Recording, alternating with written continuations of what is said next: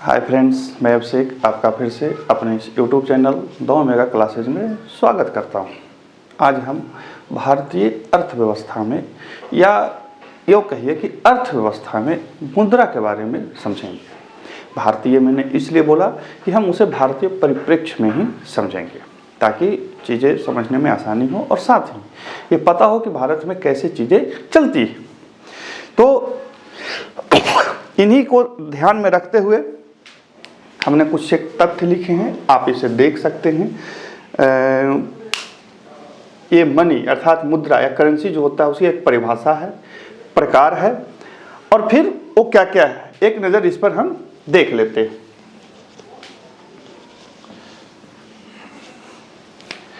सबसे पहले देखिए मुद्रा। आखिर मुद्रा होती क्या है? आप किसे मुद्रा कहेंगे?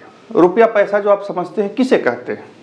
500 1000 के नोट जो आपके हाथ में थे या वर्तमान में 500 2000 के जो नोट 2000 तो अब खत्म हो गई, हटा लिया गया, वापस ले लिया गया।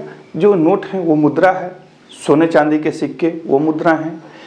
बैंक ड्राफ्ट, चेक, हुंडी वगैरह होती है वो भी मुद्रा है। लेकिन आखिर ये मुद्रा है क्या? किस प्रकार की चीज़ है? ये क्या जीव है? कभी आपने सोचा है? एक चीज़ देखें कि जो मुद्रा आपके पास होती है, सरकार यदि उससे अपना समर्थन वापस ले ले तो कुछ नहीं रह पाती है। याद कीजिए, जब नोटबंदी हुई थी, नोटबंदी से एक दिन पहले तक जिसके पास वो 500 1000 के नोट थे वो 500 1000 रुपये के नोट थे। जैसे ही सरकार ने उस नोट से अपना समर्थन वापस ले लिया, वो कागज़ के टुकड़े हो गए, किसी काम के नहीं रहे। हुई या नहीं हुई? तो इस तरह से हमें समझते हैं कि कोई जो मुद्रा का प्रकार होता है उसके पीछे या उस पर कहीं ना कहीं राज्य सत्ता का समर्थन होता है और उसी समर्थन के आधार पे मुद्राएं जो होती हैं प्रचलयमान होती हैं और साथ ही अपना मूल्य रखती हैं। क्या कोई सुस्पष्ट परिभाषा है मुद्रा का? देखिए, कोई सुस्पष्ट परिभाषा अभी नहीं है। बहुत सारे विद्वानों ने अर्थव्यवस्था में उसके बहुत सारे परिभाषा दिए हैं, लेकिन इतना मान के चलिए कि मुद्रा वह धुरी है। मुद्रा वह धुरी है, अर्थात मुद्रा ही वह बेस है जिसके चारों तरफ अर्थव्यवस्था नाचती है। मानवीय सभ्यता में जैसे जैसे विकास होते चला गया, मुद्राएं आते चली गई। आपको पता होना चाहिए कि प्राचीन युग में जब मानव ने विनिमय शुरू किया तो वस्तु विनिमय होता था। कालांतर में पशुओं को, गाय बैल को एक मानक मुद्रा के रूप में रखा गया। आपने कैपिटल शब्द पढ़ा होगा। कैपिटल एक प्राचीन ग्रीक शब्द है जिसका अर्थ होता है, कैपिटा से बना है। कैपिटा का अर्थ होता है गाय बैल, वही आज कैपिटल यानी कि पूंजी बन चुका है। तो शब्दों को जब आप इतिहास को पढ़ेंगे तो समझ में आएगा कि ये चीज़ें कैसे प्राचीन युग से आज तक बदलते बदलते आई हैं, लेकिन भाव नहीं बदला। तो इस प्रकार से जब आप देखेंगे तो जैसे जैसे अर्थव्यवस्था विकसित होती गई, मानव सभ्यता विकसित होती गई, मुद्रा की जरूरत आने लगी। आप इतिहास में पढ़ेंगे तो देखेंगे कि प्राचीन युग में सबसे पहले लोगों ने मिट्टी के मुद्रा बनाए। कालांतर में फिर धातु आया तो धातु के मुद्रा बने। भारतीय इतिहास के परिप्रेक्ष्य में देखा जाए तो सबसे पहले 6ठी शताब्दी ईस्वी पूर्व में भारत में पंचमार्क या आहत सिक्के आए। आपसे सवाल यही पूछेगा कि भारत में सिक्के प्रथम बार धातु के कब आए? तो 6ठी शताब्दी ईस्वी पूर्व में पंचमार्क या आहत सिक्के के रूप में आए। आहत सिक्के इसलिए कि उसके ऊपर क्या कहते हैं, कोई मुहर ठोक दिया जाता था, আহিत कर दिया जाता था, इसलिए वो आहत सिक्के थे। पंचमार्क इसलिए कि वो पंच कर दिया जाता था, तो उसे पंचमार्क सिक्के कहा जाता था। याद रखिए, किसी भी देश के इतिहास को लिखने में सिक्के सबसे महत्वपूर्ण भूमिका निभाते हैं। सिक्के ये बताते हैं कि तत्कालीन समय में उस देश की आर्थिक स्थिति कैसी थी। राजा ने यदि सोने के सिक्के बहुतायत मात्रा में जारी किए, मतलब देश की अर्थव्यवस्था दौड़ रही है। राजा ने शुद्ध सोने के सिक्के जारी किए, मतलब कि देश में खूब संपन्नता है। यदि राजा ने तांबे के सिक्के जारी किए, मतलब कि आर्थिक स्थिति गड़बड़ा चुकी है।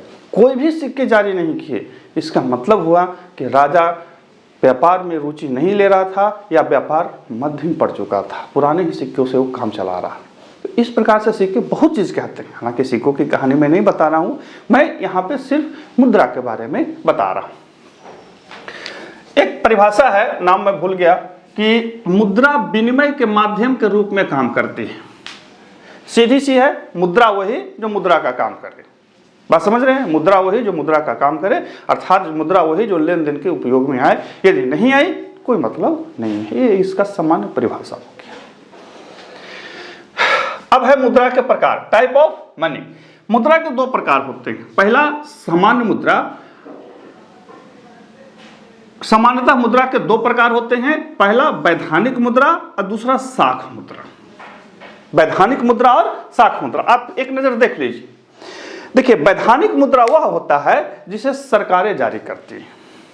सरकारें, ठीक है, उसे सरकार जारी करेगी और सरकार अपना पूरा समर्थन उसे देगी। देखे होंगे आपने नोट पे, मैं धारक को या इतना रुपया देने का वचन देता हूं। क्यों? क्योंकि वो सरकार बोल रहा है कि जिसके पास वो 100 रुपये की पत्ती है मैं उसे 100 रुपये दूंगा। तो इस प्रकार की जो मुद्राएं होती हैं उसे वैधानिक मुद्रा कहा जाता है, अर्थात यह विधान से या विधि से समर्थन लिए हुए हैं। किसे समर्थन लिए हुए हैं? विधि से। तो जो रुपये, जो सिक्के या जो मुद्रा किसी सरकार के विधि से समर्थन लिए हुए होते हैं वो वैधानिक मुद्रा होते हैं। लेकिन क्या चेक वैधानिक मुद्रा होते हैं? नहीं, वो साख मुद्रा होते हैं। कैसे होते हैं सो बताता हूं। साख मुद्रा वह मुद्रा जिसका भुगतान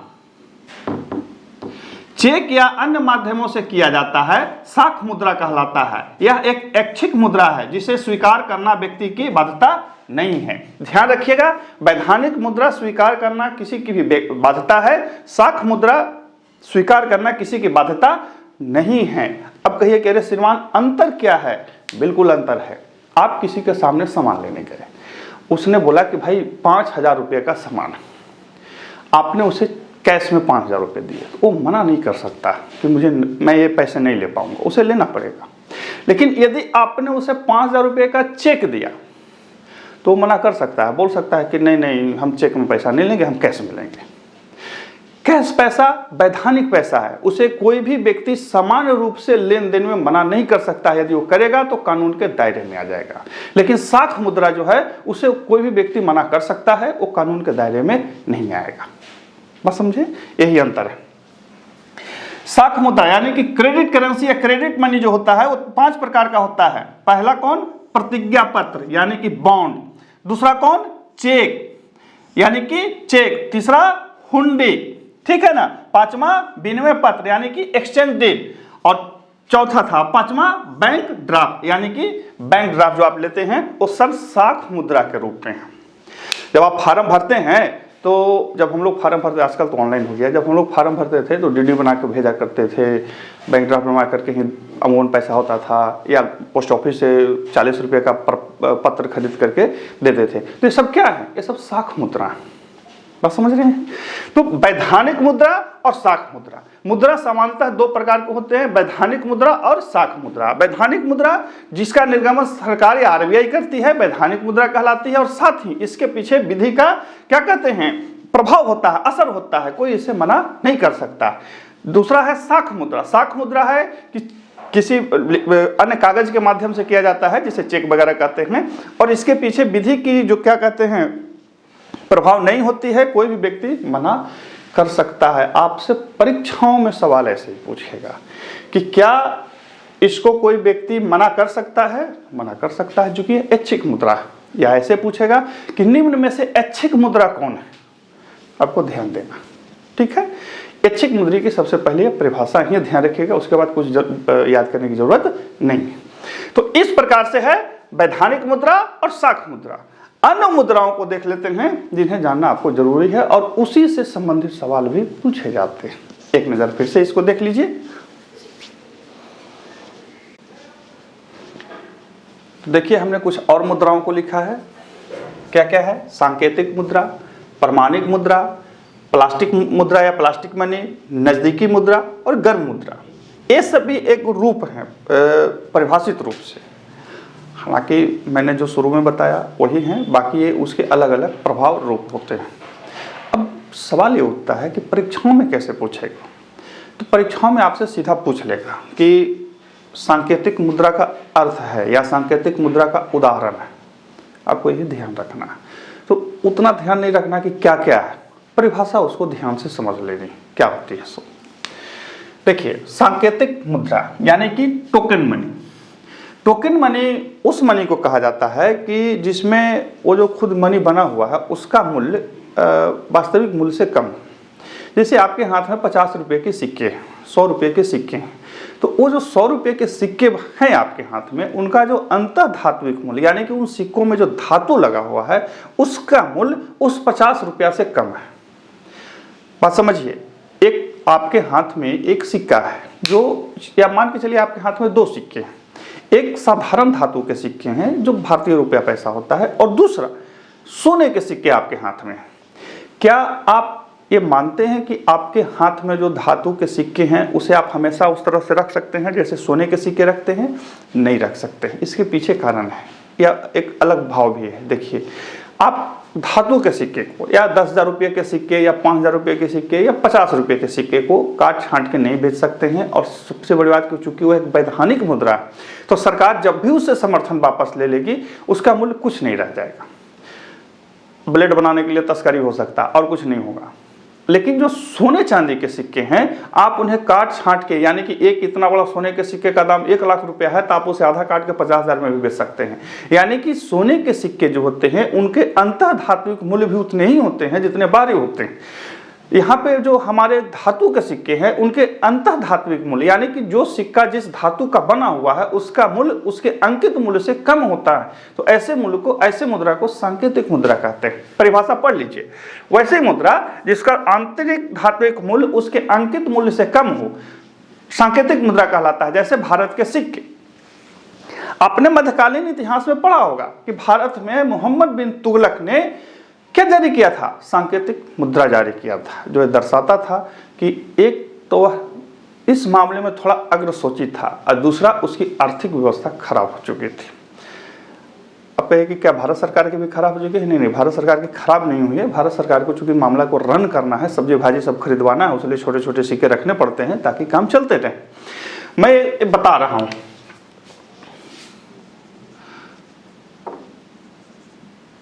मोहम्मद बिन तुगलक, ये याद रखिएगा। मध्यकाल में इसने भारत में तांबा के सांकेतिक सिक्के चलाए थे। जब सिक्के चलाए तो पूरे भारत में, उसके पूरे राज्य में क्या हुआ? टकसाले खुल गया, सब मुद्रे जारी कर रहा था। बाद में उसको बेचारे को वापस लेना पड़ा। और एक अच्छी और युगांतकारी जो सोच थी वो कुव्यवस्था की भेंट चढ़ गई। खैर, मैंने ये सिर्फ इसलिए बता दिया कि भारत आपसे सब परीक्षाओं में सवाल पूछेगा कि भारत में सबसे पहले, या भारत में मध्यकालीन भारत में सांकेतिक मुद्रा जारी करने के लिए किसे जाना जाता है? तो मोहम्मद बिन तुगलक को। ऐसे उसको सनकी बादशाह भी बोला जाता है, इसको याद रखिएगा। अगला है प्रमाणिक मुद्रा। सांकेतिक मुद्रा का ठीक उल्टा प्रमाणिक मुद्रा होता है, स्टैंडर्ड मनी। वैसे सिक्के जिनका वास्तविक एवं अंकित मूल्य बराबर हो प्रमाणिक मुद्रा कहलाता है, जैसे सोने चांदी के सिक्के। मैंने पहले भी बताया, सोना चांदी के सिक्के को आप काट छांट, छोटा छोटा, इतना बड़ा सिक्का है 10,000 का है तो उसको काट दीजिए तो 5,000 का हो जाएगा, और काट दीजिए तो 2,500 का हो जाएगा। यानी कि सिक्के का एक एक अंश जो होता है उसके बराबर होता है जितना होता है। तो ये कैसा हुआ? प्रमाणिक मुद्रा हो गया। अगला है प्लास्टिक मनी। आपसे यही पूछेगा कि निम्न में प्लास्टिक मनी का उदाहरण है? Cheque, debit card, credit card, उपरोक्त में से कोई नहीं। तो डेबिट कार्ड और क्रेडिट कार्ड जो है प्लास्टिक मनी के उदाहरण है। ऐसे मैंने परिभाषा ऐसे नहीं लिखी है। सभी प्रकार के कार्ड यानी कि प्लास्टिक के रूप में जो आपको कार्ड दिया जाता है, सभी प्रकार के, वो क्या होते हैं? प्लास्टिक मनी के उदाहरण होते हैं। या प्लास्टिक के रूप में जो कार्ड आपको दिया जाता है वो प्लास्टिक मनी के उदाहरण होते हैं। और याद रखिएगा कि डेबिट कार्ड और क्रेडिट कार्ड में अंतर होती है। डेबिट कार्ड से आप अपने खाते में जितनी राशि जमा है उतना ही निकाल सकते हैं, लेकिन क्रेडिट कार्ड में बैंक आपको कुछ क्रेडिट उपलब्ध कराती है जो आपके खाते में नहीं है, तब भी आप उससे निकाल सकते हैं। मान के चलिए कि मेरे को 1 लाख का क्रेडिट कार्ड दिया गया है और मेरे खाते में एक भी रुपया नहीं है, तब भी हम बैंक से 1 लाख रुपया ले सकते हैं। या यूँ कहिए कि यह एक कर्ज टाइप का है जिसे बैंक आपको उपलब्ध कराती है प्लास्टिक के रूप में। कुछ राशियां, कुछ समय होता है, वहां तक आप उसको यूज कीजिए, प्रयोग कीजिए, और बाद में फिर उसको जमा कर दीजिए। नहीं जमा करेंगे तो आपको शुल्क जो होती है बैंक की वो देनी पड़ेगी। तो ये क्या है? Plastic money. अगला है नजदीकी मुद्रा, नियर मनी। ये बहुत अच्छा है, इसको देखिए। वैसी संपत्ति जिसे जल्दी तथा आसानी से मुद्रा में परिवर्तित किया जा सके नजदीकी मुद्रा कहलाता है, जैसे सोना चांदी। बहुत सारे लोग जमीन वगैरह को भी मानते हैं, लेकिन जमीन में क्या है कि थोड़ा दिक्कत होता है, मानने को आप उसे भी मान सकते हैं, कोई दिक्कत नहीं है। नजदीकी मुद्रा उस मुद्रा को कहा जाता है जिसे आप जल्दी से जल्दी चलायमान मुद्रा में बदल दीजिए। चलायमान मुद्रा मतलब जो वर्तमान में चल रही है। अब मान के चलिए कि आपके पास सोने के सिक्के हैं, आपके पास धन की कमी हो गई तो आप उस सिक्के को ले जाइए। देखिए कोई भी दुकानदार जो सोने चांदी का व्यापार करते हैं आपको उस मूल्य के बराबर पैसे दे देंगे, कोई किचकिच नहीं होगी। लेकिन जब आप जमीन बेचने जाएंगे तो कुछ टाइम लगेगा, नाटक ड्रामा होगा। लेकिन यहाँ क्या है, सोना चांदी का सिक्का क्या है, जैसे ही आप दुकान में जाएंगे तुरंत दे देगा। अर्थात वैसी मुद्रा जिसे आप जल्दी से जल्दी चलमान मुद्रा में बदल दे वो नज़दीकी मुद्रा कहलाती है। परीक्षाओं में पूछेगा कि निम्न में नज़दीकी मुद्रा का सर्वोत्तम उदाहरण है। याद रखिएगा कि सोना चांदी वगैरह जो है उसके सर्वोत्तम उदाहरण है। हालांकि शेयर मार्केट के जो शेयर पत्र होते हैं वो भी उसके उदाहरण है, लेकिन चूंकि वो तभी तक हैं जब तक वो मान्य है, नहीं मान्य है तो दिक्कत हो जाएगी। परंतु सोने चांदी क्या है कि पूरी दुनिया में मान्य है। अमेरिका में सोना आपके पास एक गिल्ली है तो भारत में भी लाके बेच दीजिए, कोई दिक्कत नहीं है। भारत में सोने की एक गिल्ली है, पाकिस्तान में ले जाकर बेच दीजिए। दुनिया भर की सरकारें सोने को लेन देन को मना नहीं कर सकती यदि वो वैध हैं तब। इसीलिए सोना चांदी को क्या बोला गया है, नजदीकी यानी कि नियर मनी। अगला है गर्म मुद्रा, हॉट मनी। देखिए हॉट मनी की परिभाषा कहती है कि यदि या वैसा कोई मुद्रा जो जिसमें शीघ्र पलायन का क्या कहते हैं प्रभाव हो, शीघ्र पलायन का भाव हो, वो क्या कहलाएगा, हॉट मनी कहलाता है। कैसी मुद्रा कहलाती है, हॉट मनी कहलाता है।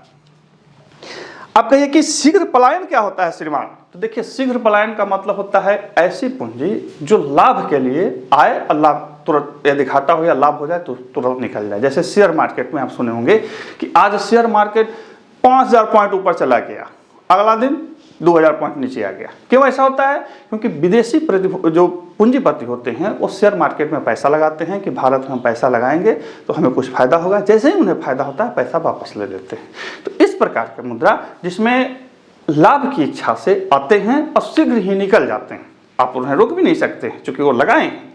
तो ऐसे मुद्रा को क्या बोला जाता है, हॉट मनी या गर्म मुद्रा माना जाता है। परिभाषा देखिए, वैसी मुद्रा जिसमें शीघ्र पलायन की प्रवृत्ति हो गर्म मुद्रा कहलाती है। जैसे शेयर में लगा विदेशी धन, शेयर मार्केट में लगा विदेशी धन। ये लोग क्या करते हैं, धन को लगाए, पैसा लगाए, इन्हें लाभ प्राप्त हुआ, ठीक है। चाइना में ज़्यादा लाभ प्राप्त हुआ तुरंत पैसा निकाल लेंगे, अमेरिका में ज़्यादा लाभ प्राप्त हुआ तुरंत पैसा वहाँ लगा देंगे। इस प्रकार से जो धन होता है बहुत ही शीघ्र आता है, बहुत ही शीघ्र चला जाता है। इस प्रकार को मुद्रा को हॉट मनी या गर्म मुद्रा कहा जाता है। तो एक नज़र आप पुनः इसे देख लें और अब देखते हैं इसके आगे के कुछ एक तथ्यों को।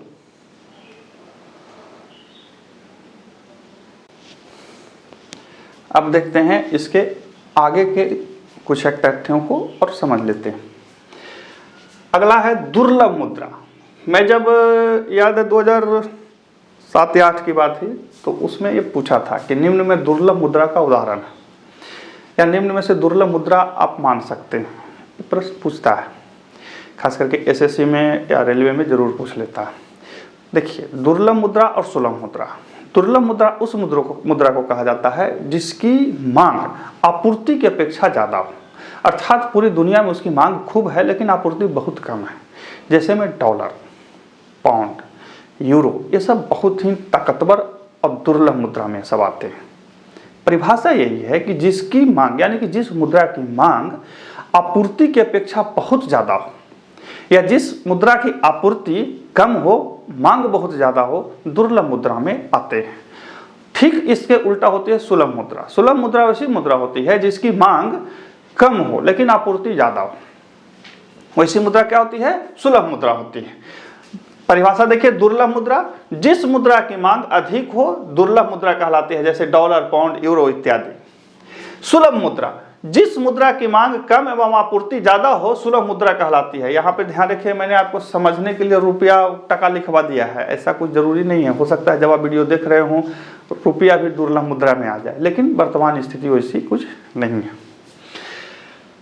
तो ये था दुर्लभ मुद्रा और सुलभ मुद्रा। वैसे एक चीज और ध्यान रखिएगा कि जो विकासशील देश होते हैं अपने मुद्रा को बार बार अवमूल्यन करते रहते हैं ताकि विश्व व्यापार में उनकी जो चीजें हैं यानी उनकी जो वस्तुएं हैं थोड़ी सस्ती रहें और उनके यहाँ ट्रेड व्यापार होते रहे। जैसे चाइना ने एक समय अपने मुद्रा को जानबूझ के बहुत नीचा रखा ताकि पूरी दुनिया जो है उसके सस्ते मालों से भर जाए।